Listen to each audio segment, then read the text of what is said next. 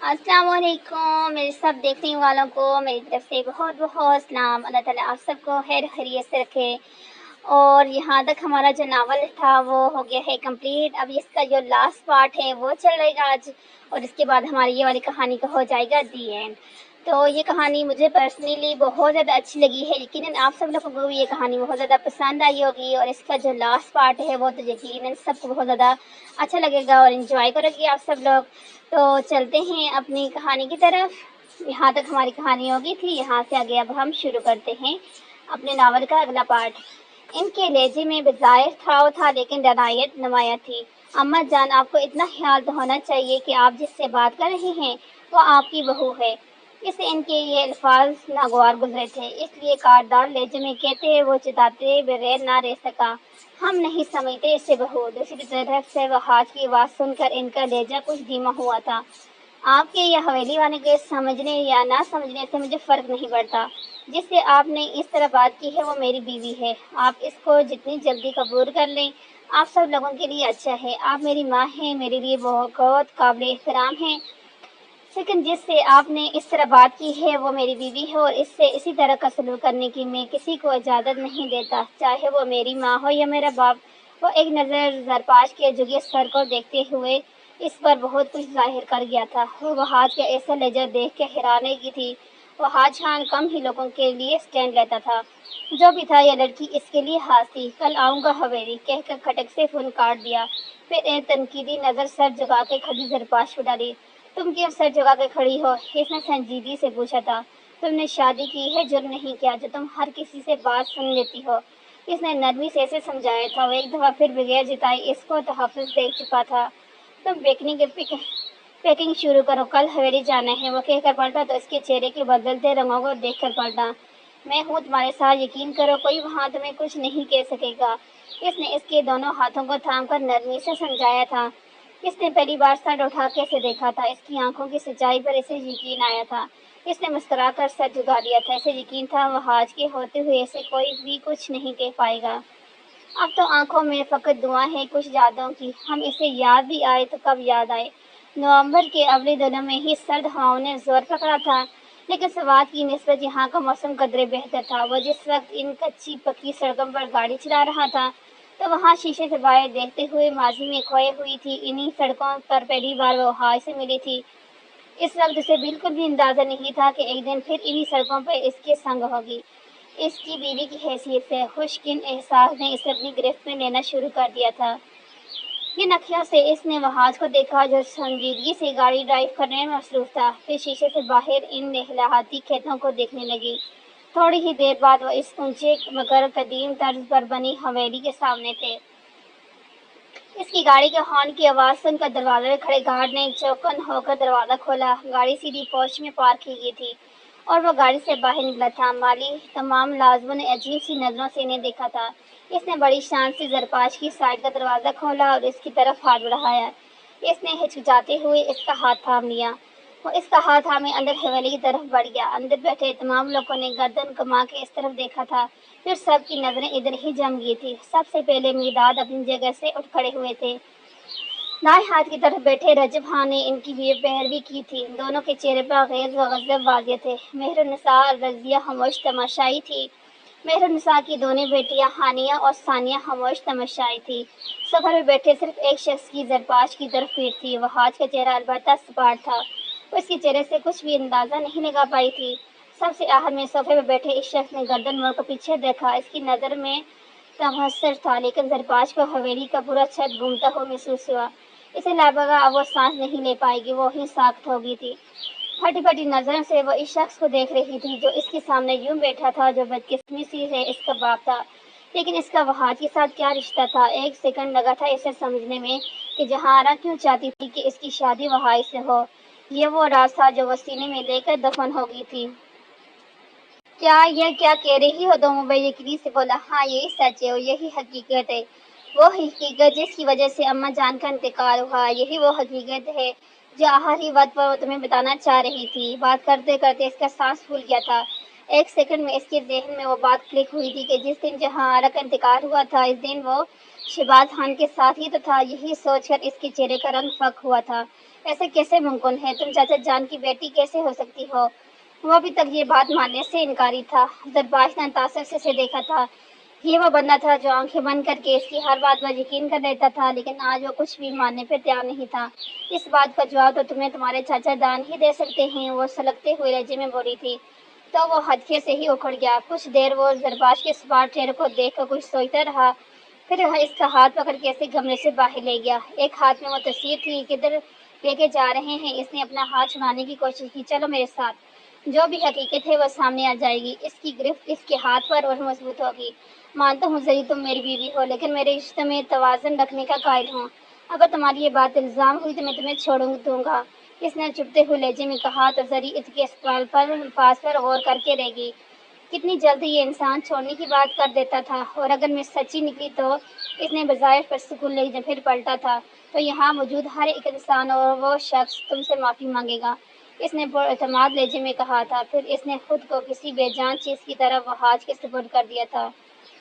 اس نے سیڑھیاں اترتے ہی سب کو آواز دینا شروع کر دیا تھا۔ تھوڑی ہی دیر بعد تقریباً سب لوگوں نے چہچہاتے ہوئے چہرے نمودار ہوئے۔ سب سے آخر میں شہباز خان سستے چہرے کے ساتھ کمرے سے باہر نکلے تھے۔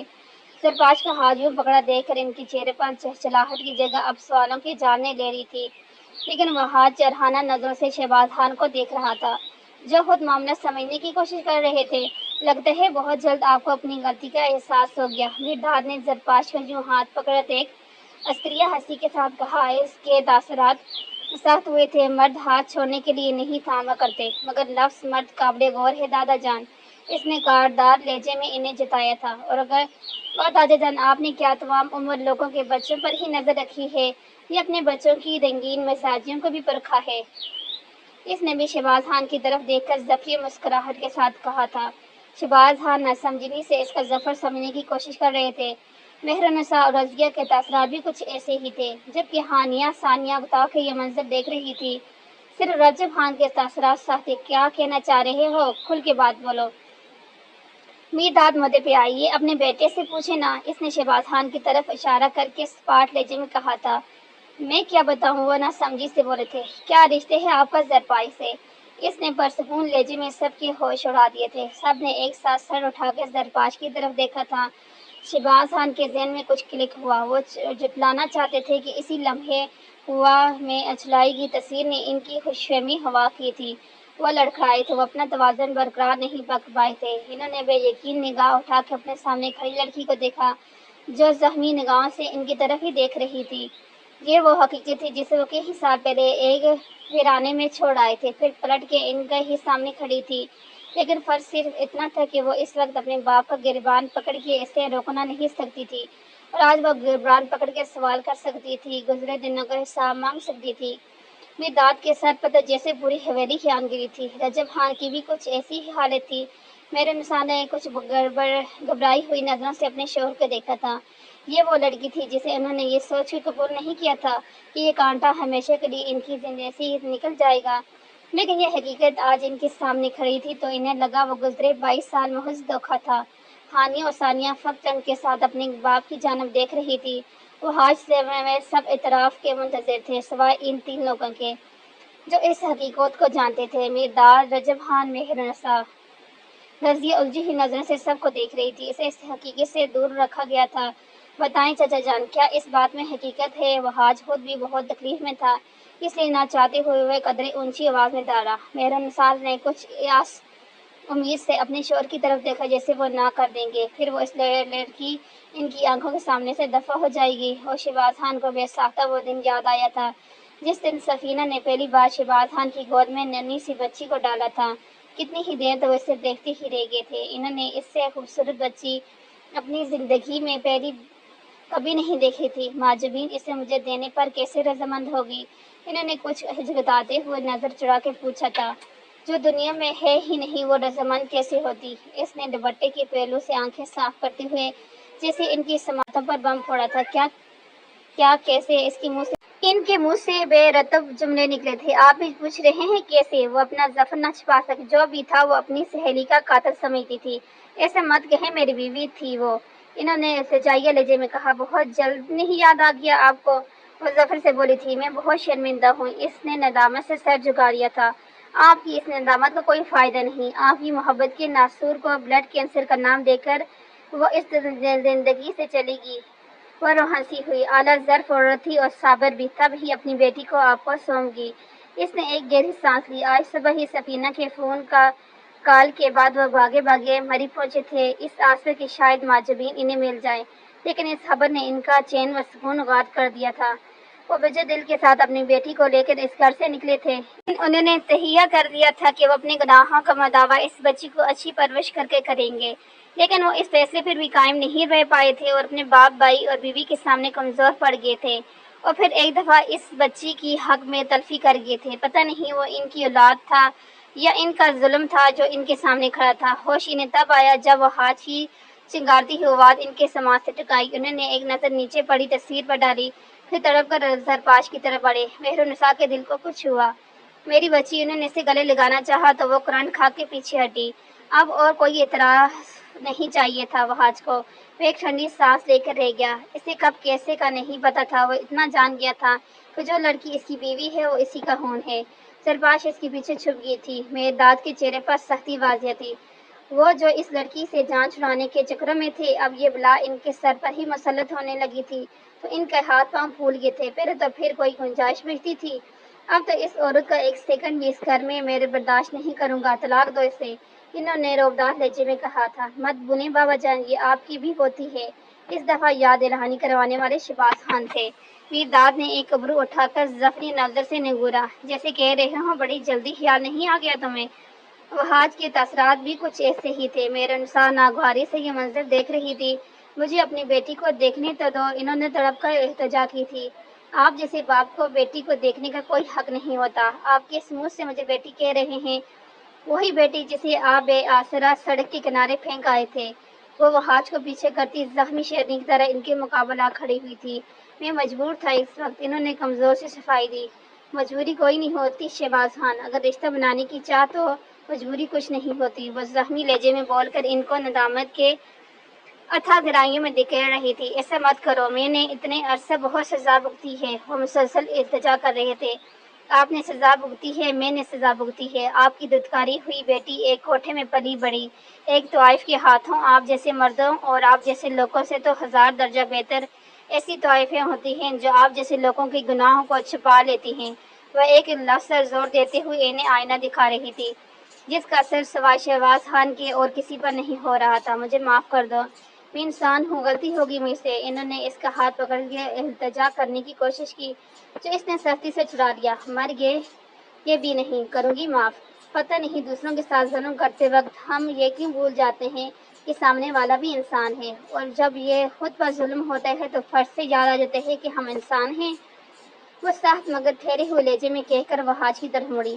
اس کی نظروں میں ایسا کچھ تھا کہ وہاج کو کچھ غلط ہونے کا اندازہ ہوا، لیکن تب تک وہ سیڑھیاں چڑھ چکی تھی۔ باقی سب لوگ خاموش تماشائی تھے۔ وہاج بھی اس کے پیچھے بھاگا تھا۔ خوبصورت اونچی اونچی بلڈنگ میں رات کے اس وقت اچھی خاصی رش تھا۔ اس ہوٹل کا شمار دنیا کے بہت بڑے اور مہنگے ہوٹلز میں ہوتا تھا۔ اس وقت شہر کے امیر کبیر لوگ یہاں اپنا دل بہلانے آتے تھے۔ اس وقت کاؤنٹر پر بہت سے سفید گلاس پڑے تھے اور پاس مختلف بوتلیں جس میں عجیب رنگ کا کوئی مشروب جھلک رہا تھا۔ مدھم روشنی میں مختلف ٹیبلز پر لوگ خاموشی سے کھانا پینے میں اور خوش گپوں میں مصروف تھے۔ ایسے میں وہ لال رنگ کی پاؤں کو چھوتی میکسی زیب تن کیے، بالوں کو اونچا جوڑا بنائے، تنی ہوئی گردن کے ساتھ کسی ملکہ کی طرح بیٹھی تھی۔ آنکھوں میں عجیب سا تفکر تھا۔ اس نے ایک ادا سے سامنے بیٹھے ایک شخص کو دیکھا تھا جو کالے رنگ کے 3 پیس سوٹ میں کرسی کے ساتھ ٹیک لگا کے بیٹھے ہوئے تھے، سفید بالوں کو کنگھی کے ساتھ پیچھے کی طرف سیٹ کر رکھا تھا۔ مجھے یہاں دعوت دینے کی کوئی خاص وجہ؟ اس نے کانوں میں لٹکے ٹوپس کو چھوتے ہوئے ذرا مغرور لہجے میں کہا تھا۔ اچھا، اب ہمیں بھی آپ سے ملنے کے لیے ٹائم لینا پڑے گا، انہوں نے مصنوعی خفگی سے کہا تھا۔ وقت کی بات تو نہیں ہے، جو بھی ہو جہاں بھی ہو آپ کی ہی وجہ سے ہوں۔ اس نے ہی مجھے کوٹھے سے اٹھا کر ایک ابھرتی ہوئی اداکارہ بنایا، میرا سارا وقت آپ کے ہی تو ہے، رانی نے ارینا بنایا، اس نے تشکرانہ لہجہ اپنایا۔ دیکھ لیں، آپ کی وجہ سے ہی میں نے وہاج جیسے بندے کے ساتھ بھی بگاڑ دی، انہوں نے گلاس لبوں کے ساتھ لگاتے ہوئے احساس جتایا تھا۔ نوازش جناب آپ کی، لیکن یہ بھی تو دیکھیں کہ آپ کی لڑائی میں ہمارا بھلا ہوا ہے، کون سا ہماری وجہ سے بگڑی تھی؟ اس نے نظروں میں تپش لے کر جتا کر کہا تھا۔ تو وہ ہنس دیے تھے۔ اور اگر ہم کہیں کہ آپ کی وجہ سے بگاڑی ہے ہم نے، انہوں نے اس کی طرف دیکھتے ہوئے درمیانی لہجے میں کہا۔ اس نے نظر اٹھا کے ایک نظر ستائشی نظروں سے اپنے سامنے بیٹھے ہوئے شخص کو دیکھا جس کی آنکھوں میں محبت کا سمندر ٹھاٹے مار رہا تھا۔ شادی کریں گی مجھ سے؟ انہوں نے ایک مخملی ڈبیا اس کی طرف بڑھائی تو وہ شاکڈ ہو گئی تھی۔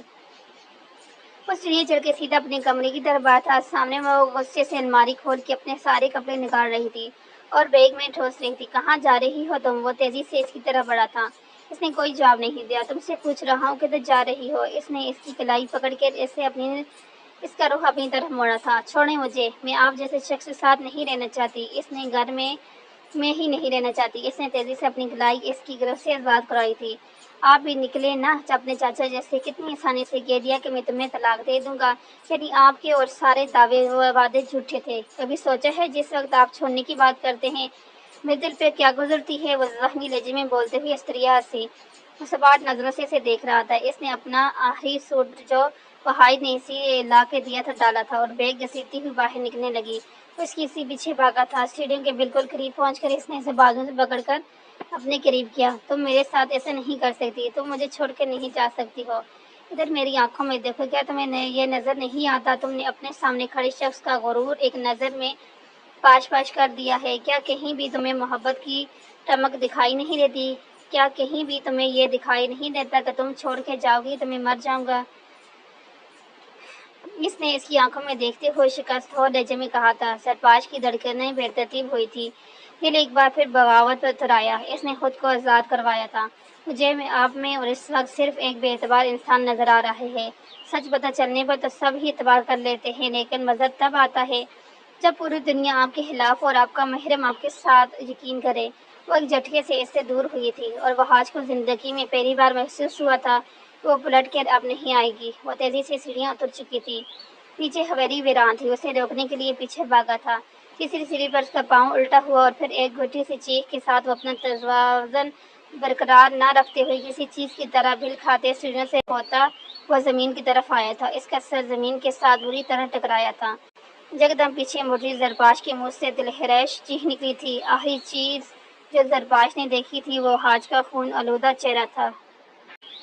آپ کے ہم بچھڑے تو شاید کبھی خوابوں میں ملیں، جیسے سوکھے ہوئے پھول کتابوں میں ملیں۔ تھوڑی ہی دیر میں حویلی کی اس سکون کو زرپاش کی دلسوز چیخوں کی آواز نے توڑا۔ وہ کسی جنونی انسان کی طرح وحاج کی طرف بڑھی تھی اور آواز سن کے سب لوگ کمرے سے نکلے تھے اور ان کی رنگت فقط ہوئی تھی۔ سب کے چہرے ہوائیں اڑ گئی۔ زرپاش نے آگے بڑھ کے وحاج کا سر اپنی گود میں رکھا تھا اور جب وہ مشکل سانس لے رہا تھا، اس کی سانسوں کی رفتار کافی مدھم تھی۔ اس کی آنکھیں بند تھیں۔ زرپاش کے چہرے پر موت کی سفیدی چھا گئی تھی۔ وحاج کی آنکھیں بند تھیں اور اس کا رنگ لٹکمان سفید تھا۔ زرپاش نے وحشت زدہ نظروں سے اپنے پاس کھڑے مرداد کو دیکھا جن کی کیفیت بھی کچھ ایسی ہی تھی۔ رجب جلدی سے ڈرائیور کو گاڑی نکالنے کی تلقین کر رہے تھے۔ وحاج آنکھیں کھولیں، پلیز آنکھیں کھولیں۔ اس کے سفید کپڑے لال ہو چکے تھے۔ وہ اپنے ہاتھوں کے ساتھ اس کا چہرہ تھپکا رہی تھی۔ درزی کسی بت کی طرح کھڑے تھے۔ شہباز خان کے چہرے پر عجیب بے بسی کے رنگ تھے۔ تھوڑی ہی دیر بعد وحاج کو گاڑی میں بٹھایا گیا۔ گاڑی کا رخ اب شہر کی طرف تھا اور اپنی گود میں رکھے وحاج کے خون آلودہ سر کو دیکھتے ہوئے عجیب بے بسی کا شکار تھی۔ گاڑی ڈرائیور چلا رہا تھا اور ساتھ فرنٹ سیٹ پر سندیجہ چہرہ لیے رجب خان تھے۔ مرداد اور باقی سب لوگ دوسری گاڑی میں پیچھے سے آ رہے تھے۔ آنسو ٹپ ٹپ اس کی آنکھوں سے بہہ کر وحاج کے چہرے پر گر رہے تھے۔ اس کی پلکوں کی جنشن سے وہ اندازہ لگا ہی رہی تھی کہ وہ بے ہوش نہیں ہے۔ تھوڑی ہی دیر بعد وہ راولپنڈی کے قائد اعظم ہاسپٹل کے باہر تھے۔ جلدی سے وینٹیلیٹر لایا گیا۔ اس کا وجود اس پر رکھ کے جب اسے آگے کی طرف لے کے گئے تو زری بھی دیوانہ وار پیچھے بھاگی تھی۔ رجب خان نے بھی اسی طرف گئے تھے۔ وہ وینٹیلیٹر کے ساتھ ساتھ چڑھ رہی تھی۔ اس کو آپریشن تھیٹر میں لے کے جانے لگے تو زرپاش بھی پاگلوں کی طرح اس کے پیچھے بھاگی۔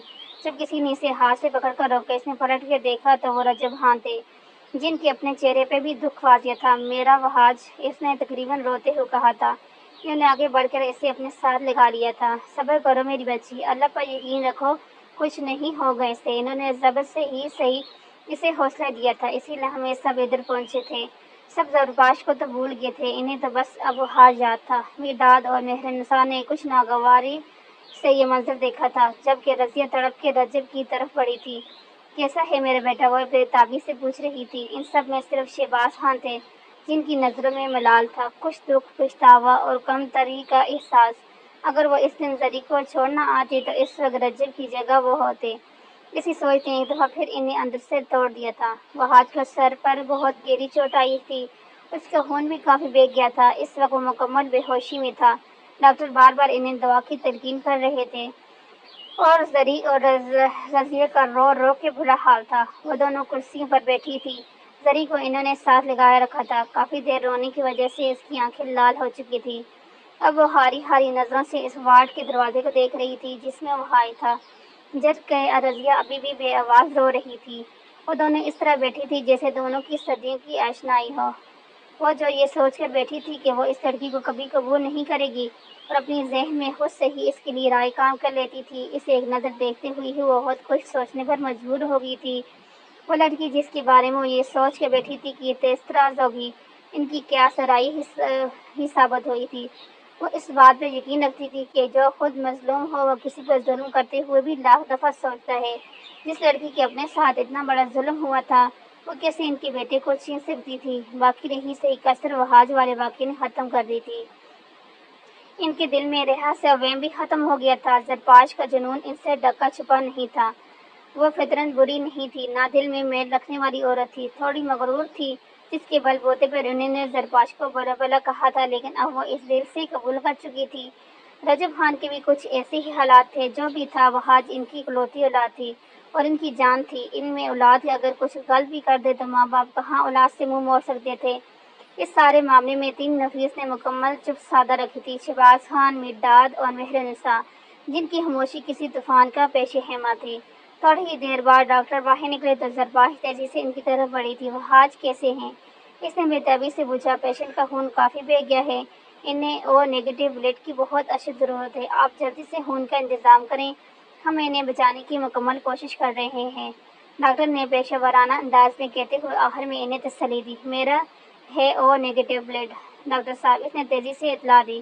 آپ مسز این کی؟ ڈاکٹر نے اجرت سے پوچھا۔ ٹھیک ہے، چلیں اس وارڈ کی طرف۔ ایک وارڈ بوائے کی طرف حوالہ دیتے ہوئے ڈاکٹر دوبارہ آپریشن تھیٹر کی طرف بڑھ گئے تھے۔ اندرونی چوٹوں کی وجہ سے اس کا سی ٹی اسکین بھی کیا گیا تھا۔ تھوڑی دیر بعد خون کا انتظام کر لیا گیا تھا، لیکن کمزوری کی وجہ سے زرپاش کمرے میں ہی تھی۔ حالانکہ وہ رکنے پر تیار نہیں تھی، لیکن ڈاکٹر کی ہدایت کے مطابق اسے تھوڑی دیر آرام کرنا پڑا۔ رضیہ دوپٹہ سر پر اوڑھے مسلسل دعاؤں میں مصروف تھی۔ بظاہر وہ اتنی اونچائی سے نہیں گرا تھا، لیکن سر کے بل گرنے کی وجہ سے اس کے سر کے بہت نازک حصے پر لگی تھی، رہی سے ہی کثر خون نے بوری کر دی تھی۔ تھوڑی دیر بعد ڈاکٹر باہر نکلا تھا۔ سب نے امید بھری نظروں سے اسے دیکھا تھا۔ اب خطرے سے باہر ہیں، تھوڑی دیر میں بعد مل سکتے ہیں آپ ان سے، ڈاکٹر نے جیسے ایک نئی زندگی کا سور پھونکا تھا۔ سب کے تنے ہوئے صاف ڈیلے بھر گئے تھے۔ ان سے تھوڑے فاصلے پر کھڑی زرپاش نے تشکر بھری نظروں سے آسمان کی طرف دیکھا تھا۔ اب سب سے پہلے مطمئن نظر آتے تھے۔ رضیہ کی نظر زرپاش سے بڑھی تو انہوں نے آگے بڑھ کے اسے گلے لگا لیا۔ مہرنسا نے بے چینی سے پہلو بدلا۔ رجب خان مرداد کی طرف مڑے تو وہ رخ موڑ گئے۔ ان کے اس عمل نے انہیں تکلیف دی تھی۔ زرپاش اور زریہ شکرانے کے نفل ادا کرنے اسپتال کے مسجد کی طرف چلی گئیں۔ اسی لمحے مرداد تیزی سے اسپتال سے باہر نکل گئے تھے۔ رجب خان نے تعصب سے انہیں جاتے ہوئے دیکھا تھا۔ دعائیں ہوگی نہ رد، تمہاری میں قائل ہی نہ تھا۔ فلسفوں کے شام کے گہرے سائے جب ہر چیز کو اپنی لپیٹ میں لے رہے تھے، اسی لمحے انہوں نے کسی کی عارضی خوشیوں کو بھی اپنی لپیٹ میں لے لیا تھا۔ اس نے جنونی انداز میں سائڈ ٹیبل پر پڑا گلدان ٹی وی پر دے مارا تھا۔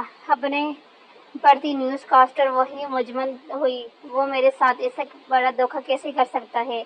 وہ زمین پر بیٹھ کے اپنے بال نوچتے ہوئے حضرتی کیفیت میں چلائی۔ میں اس کا قتل کر دوں گی۔ محبت کے نام پر بیوقوف بنایا ہے اس نے مجھے، وہ دھمکی دینے والے انداز میں ایک دفعہ پھر چلائی، لیکن یہاں سننے والا کوئی نہیں تھا۔ اس کا موبائل زور زور سے بج رہا تھا اور یہ آواز کسی ہتھوڑے کی طرح اس کی سماعتوں پر برس رہی تھی۔ اس نے مضبوطی سے دونوں ہاتھ کانوں پر رکھ کے ان آوازوں کا گلا گھونٹنے کی لاشعوری کوشش کی۔ ایک جھٹکے میں صدیقی نے اس کا پورا کیریئر تباہ کر دیا تھا۔ جس وقت سے یہ اسکینڈل اوپن ہوا تھا، جس مووی کے شوٹنگ کے دوران کچھ نامیزاں تصویریں اور محبت بھرے میسج جو اس نے صدیقی کو کیے تھے منظر عام پر آئے تھے، اس کی بنی بنائی عزت مریم میٹ ہو گئی تھی، اور رانی جس کو کل تک پلکوں پر بٹھایا جا رہا تھا، آج اسے زمین پر پٹخ دیا گیا تھا۔ صدیقی نے آج صبح ہی ایک پریس کانفرنس میں اس میں الزام لگایا تھا کہ ایسی اداکارہ جو سستی شہرت حاصل کرنے کے لیے کسی بھی پروڈیوسر کو بدنام کر سکتی ہے، محبت کا جال پھینک سکتی ہے، اسکرپٹ چوری کر سکتی ہے اور کچھ بھی کر سکتی ہے، وہ کسی طور بھی ان کی فلم کے لیے موزوں نہیں۔ اس نے یہ سب صدیقی کی بے محبت میں خوشی خوشی کیا تھا۔ اس نے واقعی ہی بہت سے دوسرے پروڈیوسر کے ساتھ دوستیاں کی تھی، ان کا کام چرایا تھا، اور آج صبح یہ سب صدیقی نے اس کے منہ پر دے مارا تھا۔ اس میں واضح لفظوں میں اس پر یہ بھی الزام تھا کہ قلب حاصل کرنے کے لیے اس نے ایک ابھرتی ہوئی اداکارہ کو زہر دینے کی بھی کوشش کی ہے، اور باقاعدہ اس اداکارہ نے انٹرویو دیتے ہوئے اس بات پر مہر بھی ثبت کی۔ اس کے بعد سے سب ڈائریکٹر پروڈیوسر نے اس سے دستبردار ہونے کا فیصلہ سنا دیا تھا۔ سب کو اپنا کام چوری ہونے کا خطرہ تھا۔ ایک سیکنڈ میں اسے آسمان سے زمین پر پٹھا گیا تھا۔ صدیقی نے اپنی فلم بھی واپس لے لی تھی۔ موبائل ایک دفعہ پھر بج اٹھا تھا۔ اس نے سہمی ہوئی نظروں سے موبائل کو دیکھا، کانپتے ہاتھوں سے موبائل ہاتھ میں لیا۔ اس کے چہرے پر ضد کے رنگ ابھرے تھے۔ اس نے تیزی سے کال پک کر کے کان کے ساتھ فون لگایا۔ ہاتھ ابھی بھی کانپ رہے تھے۔ کس چیز کا بدلہ لیے ہے آپ نے مجھ سے؟ اس نے نچلا لب کاٹتے ہوئے رونتی آواز میں بہارے ہوئے جواری کے ساتھ لہجے میں پوچھا۔ دور اس فلیٹ میں بیٹھے اس شخص کو عجیب سی ندامت ہوئی تھی۔ جو بھی تھا وہ ایک برا شخص نہیں تھا، لیکن جو کچھ بھی اس نے ایک بے گناہ لڑکی کے ساتھ کیا وہ بھی کسی طور قابل قبول نہیں تھا۔ میں نے یہ سب حادثے کہنے پر کہا کیا تھا۔ میری تمام کے ساتھ کوئی دشمنی نہیں۔ انہوں نے کہانی میز پر ٹکاتے ہوئے اسے جیسے صفائی دی تھی۔ اوہ تو وہ محبت، وہ سب جھوٹ تھا، ڈرامہ تھا۔ اس نے کانپتی ہوئی آواز میں جیسے ڈرتے ہوئے پوچھا۔ رانی بی بی، محبت پیار ایک ڈرامہ ہی تو ہوتی ہے۔ تم خود بتاؤ، مرد کی محبت ڈرامے کے سوا کیا ہے؟ ایک جال سے بڑھ کر اور کچھ نہیں۔ وہ جال پھینکنے کا عادی شکاری ہوتا ہے۔ یہ تو عورت ہے جو ہنستی خوشی اس کے جال میں پھنس جاتی ہے اور پھر یہ سوچتی ہے کہ اب یہ صرف میرا ہے، لیکن وہ کیوں بھول جاتی ہے شکاری شکار کرنے سے باز نہیں آتا۔ انہوں نے جیب سے سگریٹ نکالی تھی، ساتھ ہی کافی سمجھداری کا مظاہرہ کرتے ہوئے اسے سمجھایا تھا۔ وحاج نے میرے ساتھ بہت برا کیا ہے۔ اس نے سامنے کے بالوں کو مٹھی میں جگڑتے ہوئے سرد آواری تھی۔ یہ بات تو ان کے منہ سے کے ساتھ اچھی نہیں لگتی، جنہیں نہ خود کسی کے ساتھ برا نہیں کیا ہوتا۔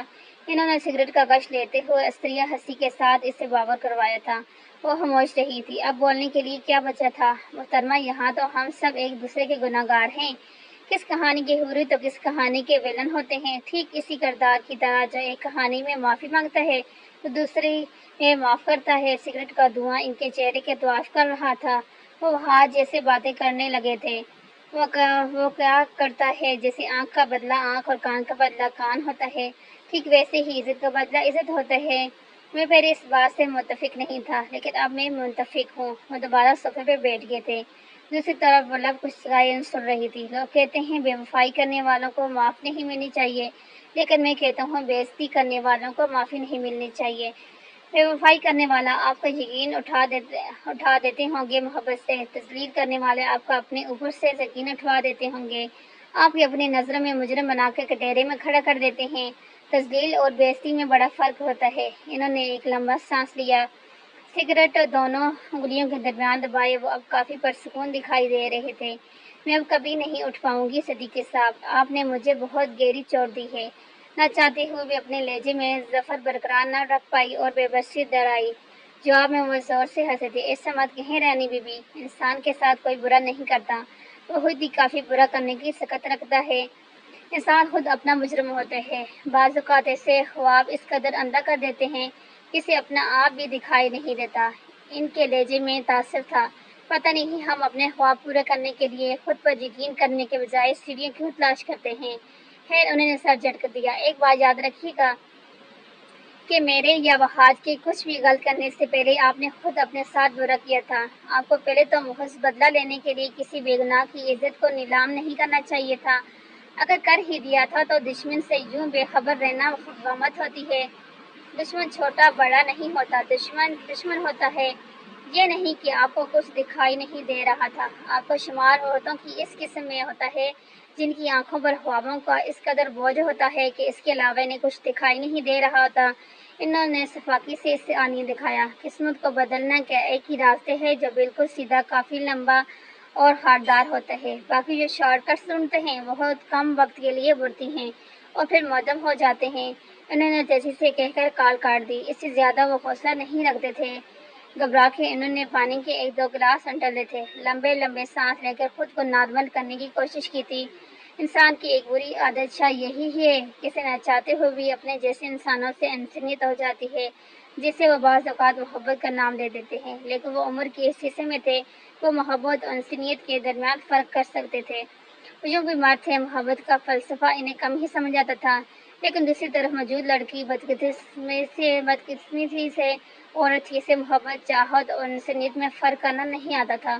وہ اکثر انسانیت کو محبت کا نام دے دے کر اپنی زندگی کے قیمتی سال برباد کر دینے والی لڑکی تھی، اور کبھی چاہت کو محبت کا نام دے کے پوری رات جاگ کے گزار دیتی تھی۔ وہ لڑکی تھی بہت عام سی لڑکی، اس کے اعتبار خاص لڑکیوں سے مختلف تھے۔ یہ دو اس کہانی کے اور کردار تھے جنہیں مرد اور عورت کہا جاتا ہے، اور یہ دونوں ہی محبت کے فلسفے سے بے بہرا محبت کا درم بننے والے کردار۔ اس نے مجھے دل کے ساتھ موبائل کو دیکھا اور پھر وہ نمبر ہمیشہ کے لیے ڈیلیٹ کر دیا تھا۔ عورت تھی، کہیں نہ کہیں سے بہادر تو تھی۔ اس نے فون پر سائڈ پر رکھا، پھر داڑے مار مار کر روئی تھی۔ وہ عورت تھی، کمزور بھی تو انتہا درجے کی تھی۔ عورت کیا ہے، بڑی پیاری تحریک، بہادر اور کمزوری کا ملاپ، کوئی ہنس کر جیسے ظفر کر رہا تھا۔ اس کہانی کے 4 کرداروں میں سے وہ ایک بھی کردار نہیں تھی۔ وہ زرپاش نہیں تھی، وہ جہارا بھی نہیں تھی، وہ ماجبین بھی نہیں تھی، وہ رانی تھی، ایک کوٹھے کی طائف، اور طائف تو پھر طائف ہی ہوتی ہے، نام بدلنے سے کہانیاں نہیں بدلا کرتی۔ کچھ لوگ ہماری زندگی میں ایسے بھی ہوتے ہیں جو نہ خواب دیکھنے کے چکر میں ہمارے گزشتہ خواب بھی چھین کے ہماری آنکھیں ویران کر دیتے ہیں۔ اس نے تھک کر سر بیٹھ پیچھے صوفے کے ساتھ ٹیک لگا دیا۔ حسن اس دنیا کی سب سے بڑی حقیقت ہے، اور اس سے بڑی حقیقت پیسہ، جو حسن کو بھی خرید لیتا ہے، اور اس سے بڑی پاور طاقت جو حسن اور پیسے دونوں کو مات دے دیتی ہے۔ اب نہ وہ میں نہ تو ہے نہ وہ ماضی فرلاس، جیسے دو شخص تمنا کے سرابوں میں ملے۔ جس وقت اس وارڈ میں داخل ہوئی، اس کی قدمیں لڑکھڑاہٹ تھی۔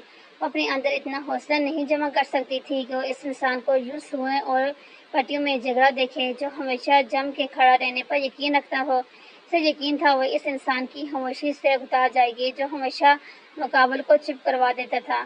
مرداد تو پہلے ہی چلے گئے تھے، شہباز خان اور مہرنسا نے بھی ان کی پیروی کی تھی، رجب خان دلملا کے رہ گئے تھے، رضیہ اور رجب وحاج سے ملنے گئے تھے، لیکن وحاج دعا کے زیر اثر گہری نیند میں سو رہا تھا، اس لیے وہ دونوں اسے ٹوٹے دل کے ساتھ باہر سے دیکھ کر ہی لوٹ آئے تھے۔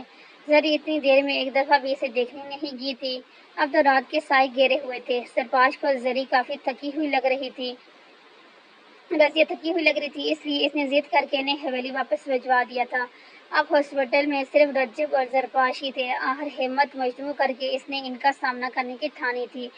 وہ ابھی تک دنیا جہاں سے بے خبر سو رہا تھا۔ اس نے اسٹول اس کے بیڈ کے قریب رکھا اور بغور اس کا چہرہ دیکھنے لگی۔ اس کی رنگت زرد تھی، آنکھوں کے نیچے ہلکے والیے تھے، ماتھے پر پٹی بنی ہوئی تھی۔ اس نے کچھ جھجکتے ہوئے اس کا ہاتھ پکڑا تھا۔ یہ وہ ہاتھ تھا جو ہمیشہ سے تھام لیتا تھا۔ مشرق کی عورت یوں بھی شوہر کی ہر چیز کی عقیدت کی بے پناہ ہی نگاہ رکھتی ہے۔ سامنے موجود شخص اس کا شوہر بھی تھا اور اس کا محبوب بھی۔ اس نے اس کا ہاتھ لبوں کے ساتھ لگایا، پھر چہرے کے ساتھ، اور اسے محسوس کرنا چاہتی تھی۔ پھر خاموشی سے سر اس کے سینے پر ٹکا دیا۔ اس کی دھڑکن اسے واضح سنائی دے رہی تھی۔ یہ اس کی دھڑکن اس کے لیے جینے کی امید تھی۔ کب رات کے اندھیرے کی جگہ صبح کی روشنی نے لی، اسے محسوس ہی نہیں ہوا تھا۔ وہ وحشت ہے کہ یہ سوگ برپا میں ہنستا تک نہیں ہوں کہ حکومت سے۔ وحاج نے جی سے آنکھیں کھولی تو منظر کچھ دھندلا ہوا تھا۔ اس نے بمشکل پوری آنکھیں کھول کے دیکھا، اس کا سر بھاری ہو رہا تھا اور تکلیف بھی ہو رہی تھی۔ اس نے ذرا چہرہ نیچے کیا تو حیران ہوا، اس کا سینے پر زرپاش سر ٹکائے بے خبر سو رہی تھی۔ سابقہ مناظر اس کی نظروں کے سامنے گھوم گئے، باری باری سے سب یاد آنے لگا۔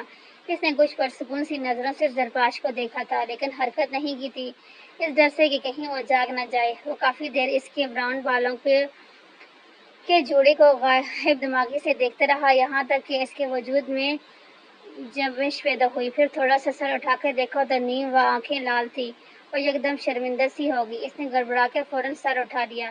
سوئی رہتی نہ وہ چاہتے ہوئے بھی اس کے لہجے میں ظفر تلاش نہ کر پائی۔ یہ آواز اس نے کئی گھنٹوں بعد سنی تھی، اور اسے یوں لگ رہا تھا جیسے وہ صدیوں سے اس آواز کے لیے ترسی ہوئی تھی۔ یہ کیا کیا تھا آپ نے وحاج؟ اس نے شکایت بھری نظروں سے اسے دیکھتے ہوئے شکوہ کیا۔ کیا کیا میں نے؟ وہ اس کی طرف دیکھتے ہوئے انجان بنا تھا۔ کچھ نہیں کیا، تب ہی ادھر ہاسپٹل کے بیڈ پر پڑے ہیں۔ وہ چڑ کر بولی تو وہ مسکرا دیا تھا۔ میں تو تمہارے جانے کے خوف سے یہاں تک پہنچ گیا ہوں۔ اس کی آنکھوں میں جھانکا، مجھے ڈرا ہی دیا تھا آپ نے۔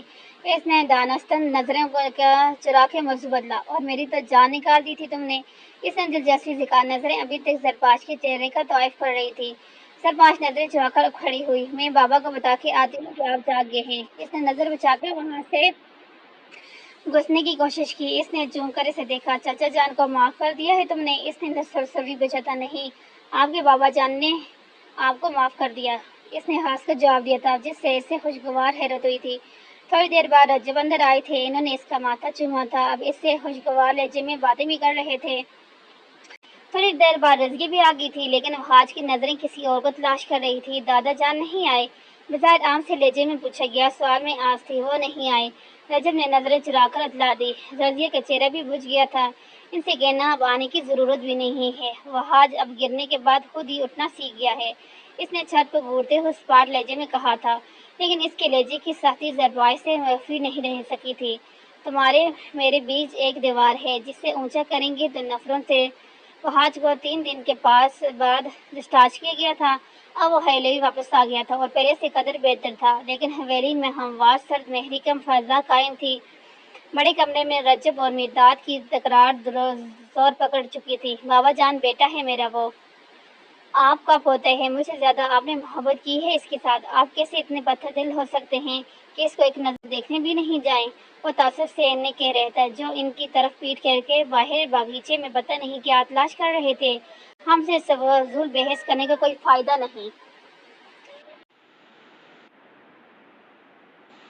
ہم سے فضول بحث کا کوئی فائدہ نہیں۔ اس حد کر دی۔ مجھے تو یہ سمجھ نہیں آ رہی، بابی اور رجب بھائی نے اس لڑکی کو اتنی آسانی سے قبول کیسے کر لیا؟ ساتھ والے کمرے میں مہر نساء نے کپڑے طے کرتے ہوئے گوجتی ہوئی نگاہوں سے اپنے شوہر کا چہرہ دیکھا تھا، جو ایسے بیٹھے تھے جیسے انہوں نے سنا ہی نہ ہو۔ ہم یہاں نہیں رہیں گے زرپاش۔ اور اوپر اس کشادہ کمرے میں اس سے زری کے ہاتھ سے سوپ پیتے ہوئے گا کیا تھا، وہ بری لڑکی نہیں ہے بابا، خون ہے آپ کا۔ رجب خان نے صفائی دے کر جیسے انہیں قائل کر چاہا، میری بیٹی ہے وہ۔ مہر نساء، انہوں نے اس طرح بیٹھے ہوئے اسے باور کرا، لیکن کیوں؟ زرپاش نے چون کر وہاج کا چہرہ دیکھا، نہیں ہے ہمارا خون وہ لڑکی، اس رقصہ بدکردار عورت کی بیٹی ہے۔ ان کے یہ لفظ سے رونیں ٹپک رہی تھی۔ بہت جلدی نہیں یاد آ گیا آپ کو وہ خرافات دکھتی ہوگی آپ کو اس میں، وہ تنگ کر بولی تھی۔ تو شہباز خان کا ہاتھ اٹھ گیا تھا ان پر، کیونکہ یہاں کوئی تمہیں قبول نہیں کرے گا۔ میں نہیں چاہتا تم ایسی جگہ رہو جہاں تمہاری عزت نہ ہو۔ اس نے ان کا ہاتھ اپنے ہاتھ میں لیتے ہوئے اسے اعتماد میں لیا تھا۔ بابا، کچھ تو خدا کا خوف کریں، کیوں کسی مری ہوئی عورت کے متعلق ایسی باتیں بولتے ہیں؟ رجب خان نے خود کو کچھ غلط کہنے سے روکا، ایک لفظ مت بولنا تم، اور یہی تماچا میں تمہارے منہ پر تب مارتا تو آج میں اپنی بیٹی کے ساتھ جو شرمندہ نہ ہو رہا تھا۔ ان کے لہجے میں اجنبیت تھی، سختی تھی۔ مہر نساء گال پر ہاتھ رکھ کے بے یقینی سے انہیں دیکھ رہی تھی۔ جا کے بتا دو اسے، اگر اس لڑکی کو نہیں چھوڑے گا تو مرتے دم تک منہ نہ دکھائے اپنا، بلکہ جنازے میں بھی شرکت نہ کرے۔ انہوں نے شفقت سے کہتے ہوئے رخ موڑ لیا۔ تم معاف نہیں کر سکتی چاچا جان کو؟ اس نے زرپاش کے چہرے کو کھوجتی ہوئی نظروں سے دیکھا، یوں پوچھ ڈالا، تمہاری وجہ سے میری بیٹی مجھے کبھی معاف نہیں کرے گی۔ ان کے لہجے میں شکستی در آئی تھی، میں انہیں کبھی معاف نہیں کر پاؤں گی۔ معافی کے لیے ایک لفظ زخموں کی انبار پر مرہم نہیں لگا سکتا، میری تکلیفوں کا ازالہ یہ لفظ نہیں کر سکتا۔ پتہ نہیں میری ماں کے ساتھ انہوں نے کتنی زیادتیاں کی ہوں، پتہ نہیں وہ کدھر ہوں گی، زندہ ہوں گی یا مر گئی ہوں گی۔ میرا دل کہتا ہے انہوں نے میری ماں سے کبھی محبت نہیں کی۔ اس نے یوں ہی اپنے ہاتھوں میں کچھ کھوجنے کی کوشش کی، اور جیسے تم خرافہ کہہ رہی ہو نا، وہ محبت ہے میری۔ 25 سالوں سے اس کی محبت کسی ناسور کی طرح میرے دل میں ہے، اور دھیمے کی طرح اندر ہی اندر مجھے چاٹ چکی ہے۔ اور بات کرتے کرتے ہانپنے لگے۔ مہر نساء نے ہاری ہاری نظروں سے انہیں دیکھ کر رہ گئی۔ اتنے سال واقعی ہی عقارت رہ گئے تھے، وہ جس اعتراف سے اتنے سال پہلے ڈر گئی تھی، اور انہوں نے ایک مظلوم بچی کے ساتھ ظلم کر ڈالا تھا، وہ اعتراف آج ہو چکا تھا۔ تم ٹینشن مت لو، میں ہوں نا تمہارے ساتھ، تم پرانی باتیں بھول جاؤ۔ اس نے دکھی ہوتے ہوئے دیکھ کر اس کو بہلانے کی کوشش کی اور زبردستی مسکرائی تھی۔ رجب خان نے ایک ملامتی نگاہ مرداد پر ڈالی اور باہر نکل گئے، اور شہباز خان وہیں صوفے پر ڈل گئے تھے۔ تمہارے غم سے بیزار ہے کیا؟ ہم نہیں، مگر شاید ہاں، کچھ دنوں سے میں اور زری کینیڈا شفٹ ہو رہنے والے ہیں۔ اس نے رات کے کھانے پہ میز پر سب کو آگاہ کیا تھا۔ سب نے ایک ساتھ سر اٹھا کے دیکھا تھا۔ یہاں سب موجود ہیں سوائے میرداد کے. یہاں کیا مسئلہ ہے تمہیں؟ رجب خان نے پلیٹ سائڈ پر کر کے دونوں کنیاں میز پہ ٹکائی پھر سنجیدگی سے پوچھا تھا. عزت کا. اس نے پلیٹ میں چمچ ہلاتے ہوئے لاپرواہی سے کہا. بابا جان اس وقت غصے میں ہیں, معاف کر دیں گے تمہیں. رضیہ نے بے چینی سے بدو بدلا اسے سمجھانا چاہا. وہ یہی سمجھی کہ شاید میرداد کی رویے کی وجہ سے مجھے ان کے معاف کرنے یا نہ کرنے سے کوئی فرق نہیں پڑتا. اس نے ایک ایک لفظ چھپا کے ادا کیا تھا. زری نے ذرا گردن گما کے اس طرف دیکھا جدھر شہباز خان بیٹھے ہوئے تھے. ان کی نظروں میں آس تھی. زری پھر سے کھانے کی طرف متوجہ ہوگی. ان کا نہ صحیح ہمارا تو سوچے. اب تو زری کو بھی قبول کر لیا ہے ہم نے. انہوں نے قدرے بے بسی سے وحاج کو روکنے کی کوشش کی. آپ کی بات ٹھیک ہے لیکن یہاں میں اور زری دونوں ہی ڈسٹرب رہیں گے. اس نے اطمینان سے چاولوں سے بڑا چمچ منہ میں ڈالتے ہوئے ایک نظر شہباز خان کو دیکھ کر کہا تھا. زری معاف نہیں کر سکتی انہیں. اس نے بڑے آرام سے کہا تھا. پیرونسار نے ایک دفعہ پھر سر اٹھا کر نہیں دیکھا تھا. شہباز خان بھی خاموش ہی رہے تھے. میں اپنی ماں سے ملنا چاہتی ہوں. اس نے سر اٹھا کر براہ راست شہباز خان کی طرف دیکھا تھا. ان کی آنکھوں میں کرب ابھرا تھا. وہ مر چکی ہے. انہوں نے سر جھکا کے اگاں کیا تھا. وہ کتنی ہی دیر ان کے جھکے ہوئے سر کو دیکھتی رہی. پھر اپنی جگہ سے اٹھ کھڑی ہوئی اسپاٹ نظر سے ایک نظر وحاج کو دیکھا. اس کے بعد کچھ بھی پوچھنا ضروری نہیں تھا. اس سارے واقعے میں وحاج کو بھی کوئی دلچسپی نہیں تھی لیکن زری کو تھی کہ اس کی ماں کون تھی, کیسی تھی. وحاج نے بھی اس کی پیروی کی تھی. اپنے فیصلے سے وہ پہلے ہی آگاہ کر چکا تھا. اس لیے سب نے چپ سادھ لی سوائے کمرے کے باہر کھڑے میرداد کے. انہوں نے ایک نفرت بھری نگاہ دور جاتی زرپاش کو ڈالی اور دوبارہ کمرے کے اندر چلے گئے.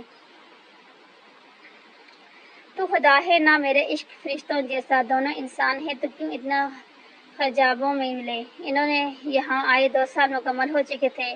2 سال پہلے وہ آخری دفعہ شہباز خان سے تب ملی تھی جب اس نے اس سے اپنی ماں کے متعلق پوچھا تھا. وہ یہاں آنے سے پہلے مر گئی تھی. وہاں نہ وہ سفینہ سے ملی, اپنی ماں کی تصویر دیکھی, سفینہ کی زبانی کی ساری کہانی سنی تھی.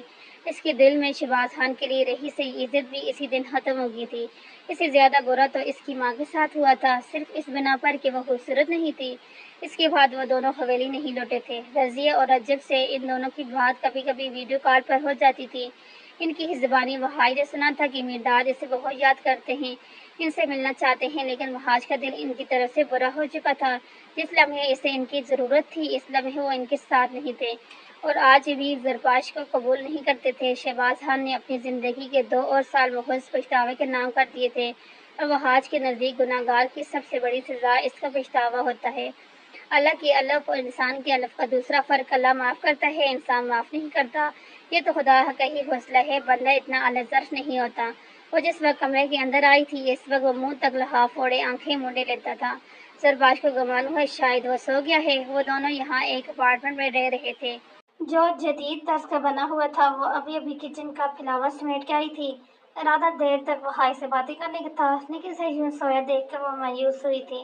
وہ سائڈ لیمپ بند کرنے ہی لگی تھی جب وحاج نے اس کا ہاتھ پکڑ لیا. وہ مسکرا کر پلٹی تھی. یہ اس کی پرانی عادت تھی جو وہ اکثر اسے چڑھانے کے لیے استعمال کرتا تھا. سوئی نہیں آپ؟ اس نے اس کی مسکراہٹ ضبط کر کے اس کے قریب بیٹھتے ہوئے کہا. کہاں آپ کے بغیر نیند کہاں آتی ہے ہمیں.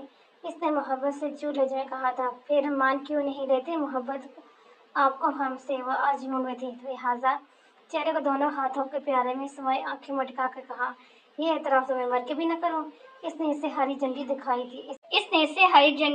تھی. اس نے جواب میں برا سا منہ بنایا. خیر یہ اعتراف تو آپ نے 2 سال پہلے کر دیا تھا. اس نے ایک ادا سے سامنے کے بالوں کو جھٹکتے ہوئے سے یاد لایا تھا. کب؟ وہ یکسر انجام بنا. یہ آپ کی یادداشت جانے سے پہلے کا قصہ ہے. اب کی بار اس نے تیور چڑھا جل کر کہا. اور میری یادداشت کب گئی تھی؟ اس نے ایک ابرو اٹھا کر استغفار کیا سینوں سے گرنے کے بعد اور ساتھ ہی لیٹ کے منہ پر کمبل اوڑھ لیا تھا. یہ ناراضگی کا سگنل تھا لیکن دوسری طرف بھی وحاج تھا. مجال ہے اسے ایک دن بھی منایا ہو. ذرا بھی اثر نہ لیتے ہوئے نیند کی گہری وادی میں اتر گئی. وہ ہمیشہ کی طرح دیر سے اٹھا تھا. پھر سائڈ کی دراز سے بلیک کور والی ڈائری نکالی. یہ اس کا معمول تھا. وہ روز زرپاش کے سونے کے بعد اپنے سب راز دل کی باتیں ڈائری میں لکھتا تھا جس بات سے زری بے خبر تھی. اس نے بھی پین اٹھایا اور قلم اب تیزی سے سفید صفحے پر حروف بکھر رہا تھا. تم نے ایک دفعہ مجھ سے پوچھا تھا کہ وحاج گناہگار تو ہم سب ہی ہوتے ہیں لیکن سارے پیمانے ایک طائف کے کردار کو ہی کیوں تولتے ہیں. تمہارا سوال ٹھیک تھا لیکن اس وقت میرے پاس جواب نہیں تھا.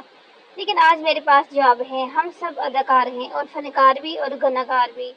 سب رقص کرتے ہیں لیکن بدنام صرف رقصہ ہوتی ہے. کیوں؟ رقصہ لفظ چاہے تمہیں، مجھے یا کسی کو بھی سننے میں معیوب لگے، لیکن ہے تو حقیقت. انسان کی محبت دھیرے دھیرے کسی پرسرو موسیقی کی طرح بہتی ہے تو انسان کے پاؤں خود بخود اٹھنے لگتے ہیں. جب اس کا نشہ رگ رگ میں سرایت کرتا ہے تو پورا جسم ہی تو محض رقص ہو جاتا ہے. آنکھیں اسی طرف اٹھتی ہیں جہاں محبوب ہو. محبوب کے گرد تمام عمر رقص کرتے ہی گزار دیتے ہیں. اور تمہیں تو پتہ ہے مرد یہ رقص دیکھنے کا دیوانہ ہے. اسے اپنے عشق میں اپنے گرد محبوب رقص عورت پر کشش لگتی ہے. لیکن کیا یہ بھی ضروری ہے کہ وہ اس رقصہ کے عشق میں بھی مطلع ہو جائے؟ محبت کا دعویٰ تب بھی نہیں کرتا کیونکہ میں شہباز خان نہیں ہوں. میں وحاج ہوں. میں اپنی کمزوریوں سے واقف ہوں. میں ایک بشر ہوں جسے کمزوریوں کے ساتھ پیدا کیا گیا ہو. میں اس میں قصوروار نہیں. میں تخلیق ہی ایسے کیا گیا ہوں. حسن پرست ہم سب کہیں نہ کہیں حسن پرست ہیں. حسن اس دنیا کی سب سے بڑی حقیقت ہے. ہم اس معاشرے کا حصہ ہیں جو چیز خریدنے سے پہلے اس کی کوالٹی پرکھنے کے بجائے اس کی ظاہری حالت دیکھتے ہیں. مرد ہوش ہمیشہ خوبصورت عورت سے پوری کرتا ہے اور تسخیر کرنے کی چاہ میں ہے منفرد عورت کو کرنے کی ہوتی ہے. لیکن اس میں محبت کا فلسفہ بھی نہیں آتا. اگر شہباز خان واقعی معجبین سے محبت کا دعویٰ کرتا ہے تو مان لو وہ جھوٹا ہے. محبت کے فلسفے میں تکلیف کا ذکر نہیں ہوتا. بات رہی عورت کی تو یہ وفا والا رقص عورت ہی محدود رہنے دو جس کی تمام تر وفائیں اپنے مرد کے گرد ہی رقص کرتی رہتی ہیں. مردوں کو کہاں آتا ہوگا رقص کرنا؟ کس نے پین سائڈ ٹیبل پر رکھ کر آگے ہو کے دیکھا وہ گہری نیند سو رہی تھی. کس نے اس کے ماتھے پر بوس دیا اور بیڈ ٹرنک کے ساتھ ایک لگا دی. ختم شد.